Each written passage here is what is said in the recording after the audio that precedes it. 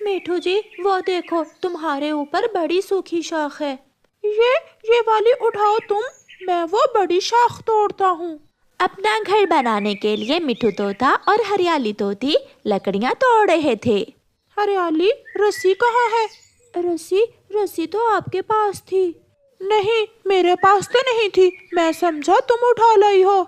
मिठू जी, अब हमें दोबारा घर जाना होगा और घर से रस्सी लेकर आते हैं।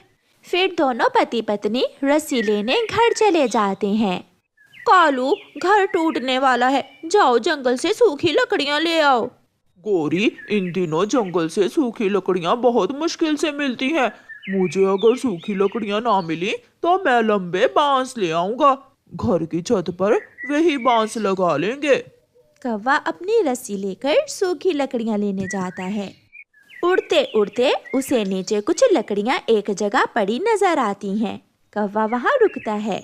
सूखी लकड़ियाँ? ये लकड़ियाँ कौन रख कर गया होगा? कौवा इधर उधर देखता है और लकड़ियाँ रस्सी से बांध लेता है और गठरी उठाकर वहाँ से भाग जाता है। थोड़ी देर बाद जब तोता और तोती रस्सी लेकर आते हैं तो वहाँ उनकी लकड़ियाँ नहीं थी। हरियाली लकड़ियाँ कहाँ हैं? कोई हमारी मेहनत से इकट्ठी की हुई लकड़ियाँ चुरा ले गया। हमें जल्दी जल्दी जाना होगा मिठू जी, हमें सबके घरों में जाकर देखना होगा। तोता और तोती उड़ते हैं। कबूतर कबूतर, क्या तुम बेरी के पेड़ के पास से लकड़ियाँ उठा कर लाए हो?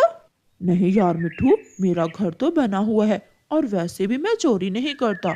तुम कौवे के घर जाकर देखो। तोता और तोती उड़ते हैं और कौवों के घर जाते हैं। उनके घर के बाहर लकड़ियों की गठरी पड़ी थी। यही है हमारी लकड़ियाँ, यही है पति जी। बाहर आओ कौवे, चोर कौवे बाहर निकलो। तुम मेरी लकड़ियाँ क्यों चोरी करके लाए हो? गोरी कौवी घर से बाहर आती है। तोते और तोती आहिस्ता बोलो, क्यों शोर मचा रहे हो? हुआ क्या है? ये लकड़ियाँ हमारी हैं। क्या इन पर नाम लिखा है तुम्हारा? ये लकड़ियाँ हमारी है। अपनी चोंच संभाल कर बात करो, ऐसा ना हो कि मुझे गुस्सा आ जाए। इस बड़ी लकड़ी की मुझे अच्छे से पहचान है, ये लकड़ियाँ हमारी ही है। जाओ जाओ, चुप करके चले जाओ। अगर मेरा पति कालू कौवा बाहर आ गया तो मार मार कर बंदर बना देगा तुम दोनों को। बेचारे तोते क्या करते, वो कमजोर थे, इसलिए चुप करके वहाँ से चले जाते हैं और जंगल जाकर दूसरी लकड़ियाँ इकट्ठी करनी शुरू करते हैं। गौरी, चले गए क्या तोता और तोती? तो और क्या, मैंने उन्हें भगा दिया है। आए बड़े लकड़ियाँ लेने वाले। मेरा तो काम आसान हो गया, मुझे उन तोतों की इकट्ठी की हुई लकड़ियाँ मिल गईं, वरना मुझे लकड़ियाँ लेने बहुत दूर तक जाना पड़ता। फिर कौवे बहुत आराम से उन लकड़ियों से अपना घर बना लेते हैं। एक तोता ही नहीं, वो कौवे तो हर किसी को डराते, चोरियां करते, लड़ते और दूसरों को मारते, और अगर कोई बात करता तो उल्टी लड़ाई शुरू कर लेते थे। चिड़िया अपनी गेहूं की फसल में बैठी हुई थी। उसकी फसल पककर तैयार हो गई थी। गुड़िया बेटी, मैं कबूतर चाचा को बुला कर लाती हूँ, वो फसल को समेटने में हमारी मदद करेंगे। मम्मा, मैं भी थक गई हूँ, मैं अब घर जा रही हूँ। हाँ ठीक है बेटी, आप घर जाओ, मैं थोड़ी देर बाद फसल लेकर घर आती हूँ। चिड़िया कबूतर चाचा को बुलाने चली जाती है और गुड़िया अपने घर चली जाती है। उड़ते हुए दुष्ट कौवे उस दिशा में आ जाते हैं। कालू, देखो तो गेहूं की फसल, अगर हम ये फसल चुरा लें तो पूरा साल आराम से घर बैठकर दाना खा सकते हैं। तो अच्छे काम में देर कैसी, एक गठरी तुम उठाओ और दूसरी मैं उठाता हूँ और भाग जाते हैं। कौवे ऐसा ही करते हैं। दोनों कौवे एक एक गठरी उठाकर वहाँ से भागते हैं। कबूतर चाचा, मेरी मदद करो, अगर आप मेरी गेहूं की फसल समेटने में मेरी मदद करें तो मैं आधी फसल आपको दूंगी। चिड़िया जरूर, मैं जरूर तुम्हारी मदद करूँगा, मेरे पास भी दाना नहीं है। चिड़िया कबूतर को साथ लेकर अपनी फसल की तरफ आती है। हाय, मैं मर गई, मेरी गेहूं की फसल कहाँ गई? अभी अभी तो मैं खेत में अपनी फसल छोड़कर आई थी। ये चोरी भी उन कौवों ने ही की होगी, पहले तोते और तोती की लकड़ियाँ चोरी और अब तुम्हारी फसल। वो कौवे ही ऐसा कर सकते हैं। कौवा और कव्वी चिड़िया की चुराई हुई फसल लेकर घर पहुंच जाते हैं। कालू जी, अगर चिड़िया यहाँ आ गई तो हम पकड़े जाएंगे। क्यों ना हम ये गेहूं की फसल लेकर तुम्हारे मामा जी के घर चले जाएं और गेहूं की फसल से दाना निकालकर तुम्हारे मामा जी के घर में ही छुपा दें। हाँ गौरी, आइडिया अच्छा है। ऐसे हम पकड़े भी नहीं जाएंगे और हमें दाना भी मिल जाएगा। मगर हमें रात होने का इंतजार करना होगा। दरवाजे पर दस्तक होती है। कालू, चिड़िया, ये चिड़िया ही होगी। तुम चिंता ना करो, मैं चिड़िया को भगा कर आता हूँ। फिर कौवा बाहर जाता है। कालू भैया, मेरी फसल कहाँ है? तुमने ही मेरी फसल चुराई है। चिड़िया, आहिस्ता बोलो, मेरी पत्नी बहुत बीमार है।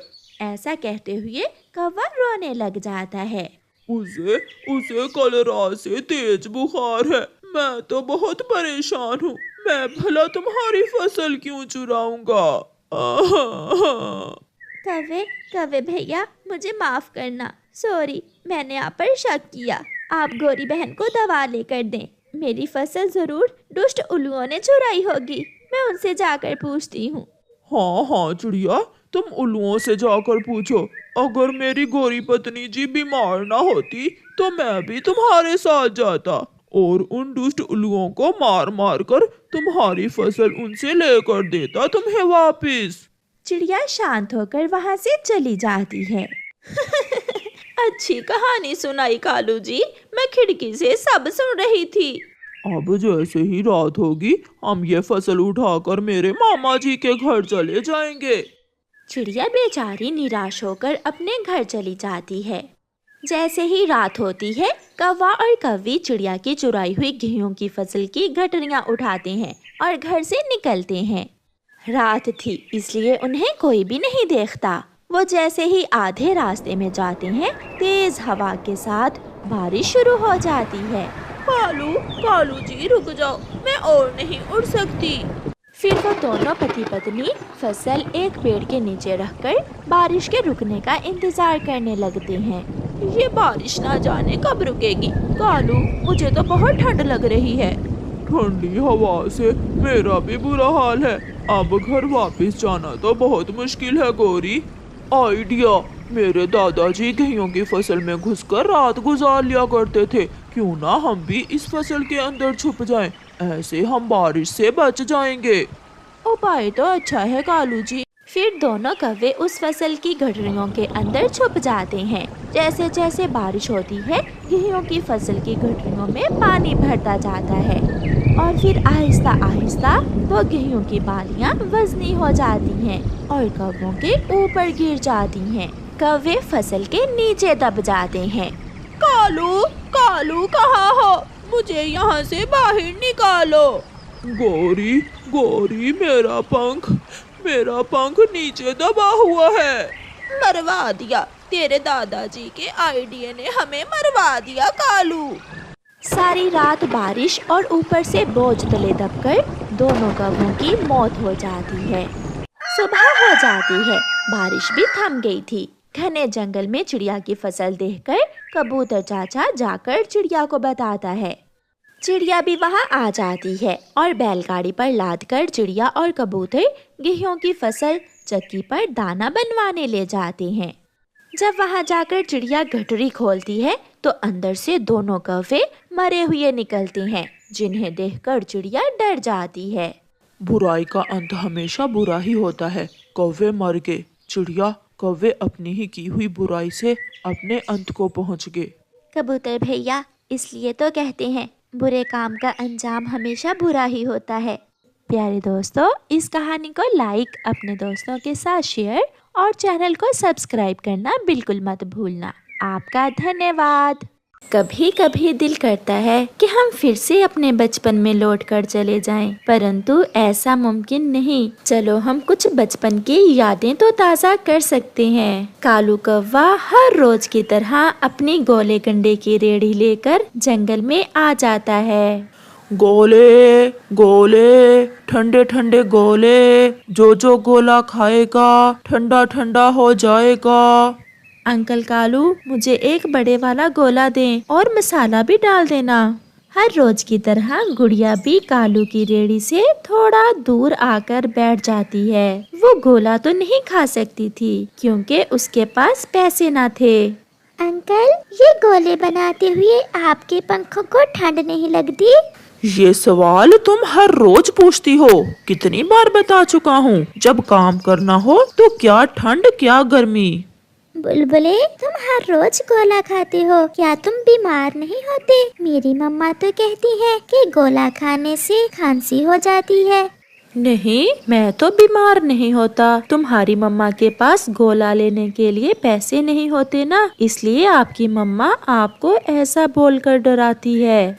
चल भाग यहाँ से, हर रोज आ जाती हो मेरे गाहक खराब करने। डॉक्टर कहीं की, लेना ना देना और बातों बातों में मेरे गोले का स्वाद लेती है। फिर गुड़िया अपने घर चली जाती है। घर जाकर गुड़िया को तो एक बहुत बड़ी खुशी मिलती है क्योंकि आज उसकी नानो माँ आई थी। नानो, नानो, मेरी नानो, मुझे आज सुबह से ही ऐसा लग रहा था कि मेरी नानो आज आएगी। मैं तो अपनी गुड़िया से बहुत उदास हो रही थी, इसलिए मैं अपनी गुड़िया को देखने चली आई। और आप कहाँ गई थी गुड़िया? आपकी नानो कब से आपका इंतजार कर रही थी। मम्मा, मैं कालू अंकल की रेहड़ी के पास बैठी थी। मम्मा, आज मैं नानो के साथ सो जाऊं? अच्छा अच्छा, सो जाना। गुड़िया, चलो, मुझे नदी से पानी पीने जाना है, मेरे साथ चलो। मम्मा, आप भी जाएंगी? नहीं बेटा, मैंने तो पानी पी लिया था, आप जाएं अपनी नानो के साथ। फिर गुड़िया और उसकी नानो नदी पर चली जाती हैं। गुड़िया, ये कौन है आपके साथ? जग्गू, ये मेरी नानो है, आज ही आई है। और पता है, मेरी नानो मेरे लिए चावलों की मिठाई भी लाई है और मम्मा के लिए आम का अचार। बेटा, क्या आप कालू के बेटे हो? हाँ हाँ नानो माँ, मेरे पापा का नाम कालू ही है। पहले तो बहुत शरारती हुआ करता था तुम्हारा पापा, पता नहीं अब सुधरा है या नहीं। नानो, प्लीज मुझे भी अपने साथ ले जाना। गुड़िया बेटी, आपकी मम्मा नहीं मानेगी। नानो, अगर आप कहेंगी तो मम्मा मान जाएंगी। प्लीज नानो, प्लीज। अच्छा, मैं मना लूंगी आपकी मम्मा को। अब चलो घर चलें। नानो, करे ना बात मम्मा से। नानो, पूछ भी ले। रानो, गुड़िया भी मेरे साथ ही जाएगी, 2-4 दिन रह लेगी तो मैं छोड़ जाऊंगी इसे। माँ, गुड़िया की छुट्टियाँ भी थोड़ी रह गई हैं और इसने अभी तक अपना होमवर्क भी नहीं लिखा। कब कब मम्मा, मैंने तो अपना सारा होमवर्क खत्म कर लिया है। बच्ची है, जिद कर रही है। चलो अब सो जाओ और सुबह जल्दी उठना होगा अगर मेरे साथ जाना है तो। नानो, मेरी नानो सबसे प्यारी है। फिर वो सब सो जाते हैं।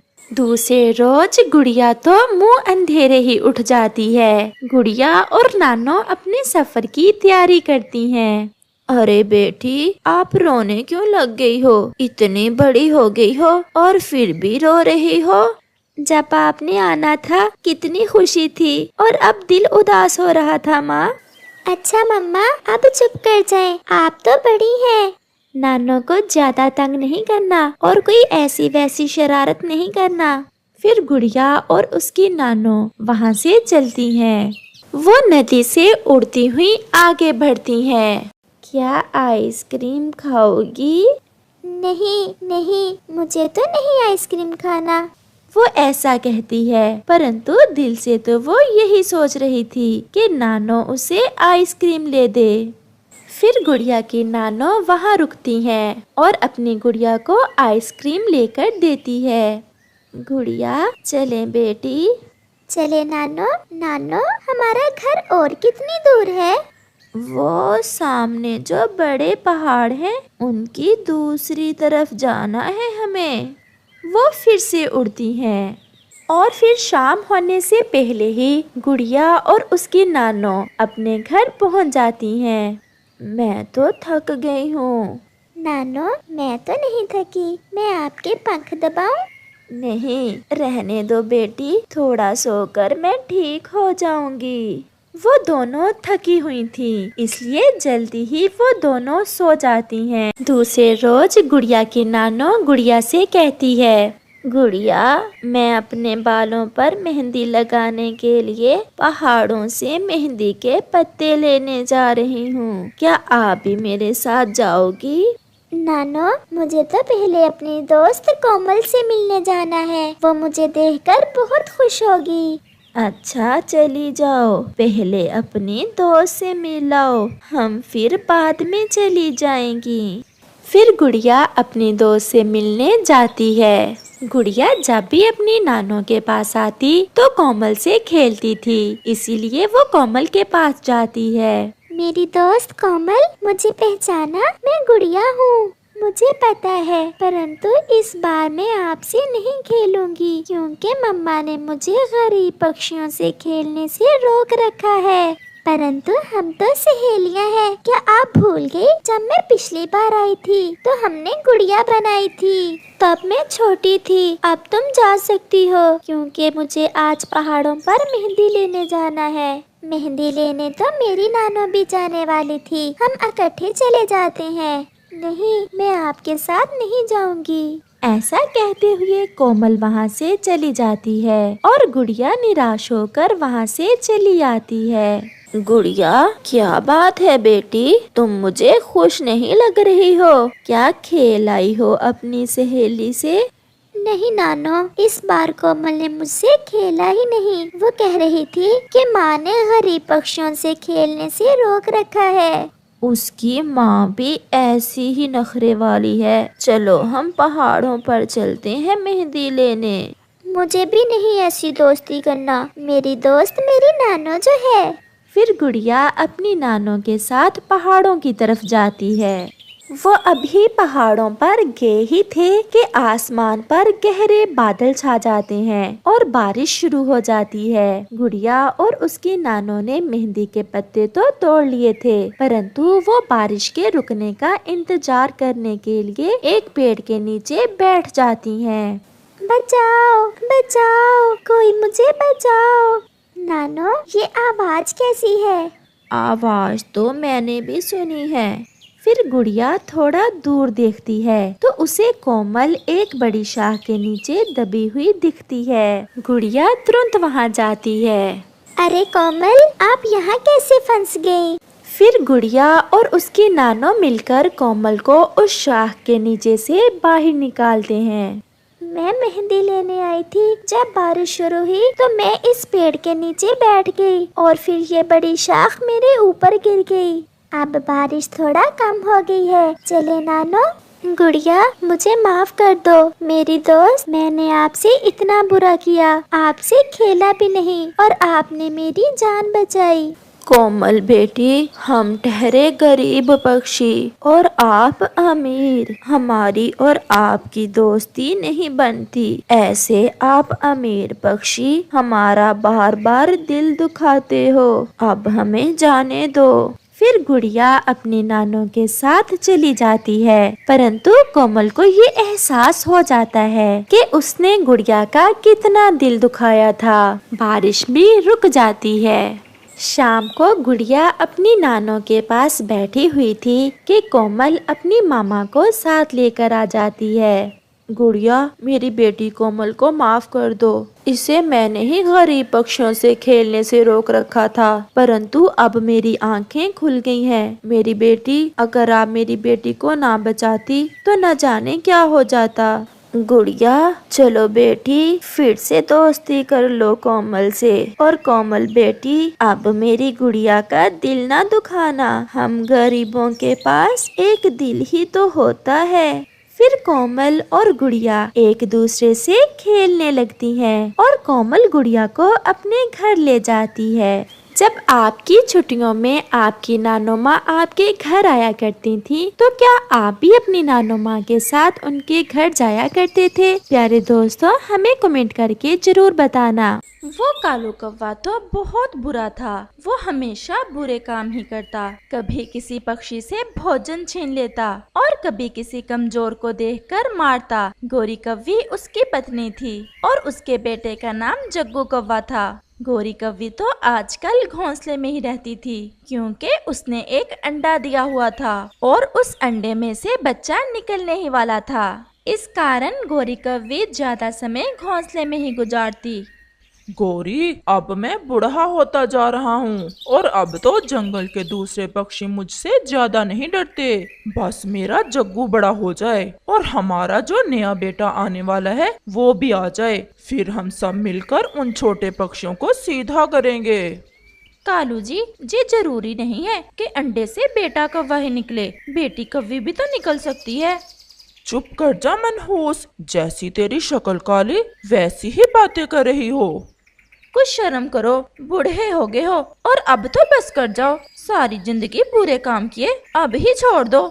मैं तो जा रहा हूँ, मुझसे नहीं सुन होती तुम्हारी काएं काएं, और हमारे इस अंडे से बेटा ही निकलेगा, तुम देख लेना। ऐसे वो कौवा वहाँ से चला जाता है। कैसा जालिम बाप है, एक बेटा है फिर भी बेटा ही मांग रहा है। और फिर ऐसे ही 2 दिन गुजर जाते हैं। उस कव्वी का अंडा टूटता है और उसमें से तो एक छोटी सी कव्वी बाहर निकलती है, जिसे देख गोरी कव्वी तो बहुत परेशान हो जाती है। कालू तो आते ही मुझसे लड़ाई शुरू कर देगा, इसमें मेरा क्या दोष, और इतनी सुंदर तो है हमारी बेटी। मम्मा, मम्मा मैं आ गई। मम्मा, आप तो मुझे कुछ दुखी लग रही हो, इसलिए ना कि मैंने आने में देर कर दी। मम्मा, मैं तो 2 दिन से अंडा तोड़ने की ट्राई में थी, परंतु अंडा तो टूट ही नहीं रहा था। कालू कौवा भी सैर सपाटे करके वापस लौट आता है। अब मेरी बेटी के सामने उल्टी सीधी बातें ना करना, जो हुआ भगवान की इच्छा। मुझे तो पहले ही पता था, तुम्हारे अंडे से तो बेटी ही निकलेगी। अब लाना भोजन और खिलाना इसे, मुझसे नहीं पेट भर होगा तुम्हारी इस काली शक्ल वाली बेटी का। पापा, मैं कव्वे की बेटी हूँ तो काली ही होंगी ना। मैं कौन सा कबूतर की बेटी हूँ जो लाल और चिट्टी होंगी। सुंदरी, चुप कर जा मेरी बच्ची, चुप कर जा। रात को सुंदरी और उसकी मम्मा गोरी कव्वी सोए हुए थे, परंतु कालू कौवा तो जाग रहा था। वो तो अपने अंडे से बेटी निकलने से बहुत परेशान था। अब मैं कैसे भोजन लाकर खिलाया करूँगा इसे, अगर बेटा होता तो दूसरे पक्षी मुझसे डरते। अब मैं इसकी रक्षा किया करूँगा या कुछ और, मुझे कुछ ना कुछ तो करना होगा जिससे मेरी जान छूट जाए इस बेटी से। वो तो ऐसे सोच रहा था, वो तो किसी भी तरह अपनी बेटी को अपने घोंसले में देखना नहीं चाहता था। मैं कल इसे पहाड़ों पर ले जाऊंगा और फिर इसे किसी चील के हवाले कर दूंगा। ऐसा सोचते हुए कालू कौवा सो जाता है। अगले रोज कालू कौवा अपनी पत्नी से कहता है, बहुत दिनों से तुम घोंसले में ही हो, मैं सुंदरी को ले जाता हूँ अपने साथ, और तुम जाओ और नदी से नहा आओ। कैसे गंदी बदबू आ रही है तुम में से।